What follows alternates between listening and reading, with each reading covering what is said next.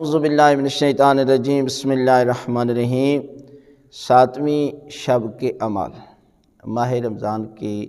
7ویں شب کے اعمال بیان کیے جا رہے ہیں کہ جس میں 4 رکعت نماز ہے جو آپ نے 2 کر کے پڑھنی ہے، یعنی 2 رکعت نماز پڑھتا ہوں قربتاً الی اللہ، اور سورہ الحمد کے بعد 13 مرتبہ سورہ قدر ہے،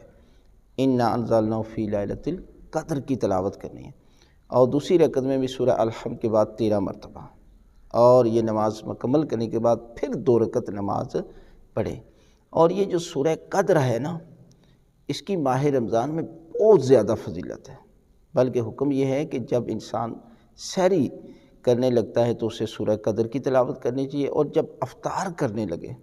تو سورہ قدر کی تلاوت کرے۔ زیادہ سے زیادہ اس مہینے میں سورہ قدر کی تلاوت انسان کو کرنی چاہیے، لہذا ان اعمال میں بھی سورہ قدر 13 مرتبہ آپ نے الحمد کے بعد 13 مرتبہ سورہ قدر کی تلاوت کرنی ہے، اور یہ 2 کر کے نماز مکمل کریں تو پروردگار ان ایام کے صدقے میں کہ جن میں پروردگار نے فرمایا کہ یہ مہینہ باقی مہینوں کا سردار ہے، اور اسی طرح اس کی راتیں باقی راتوں کی سردار ہیں، لہذا ان میں اگر انسان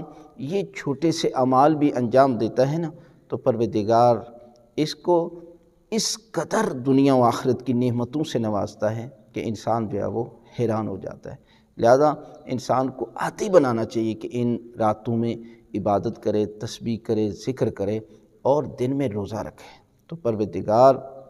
اس مہینے سے جب انسان گزر جاتا ہے تو وہ گناہوں سے ایسے ہو جاتا ہے کہ جیسے وہ ابھی دنیا میں آیا۔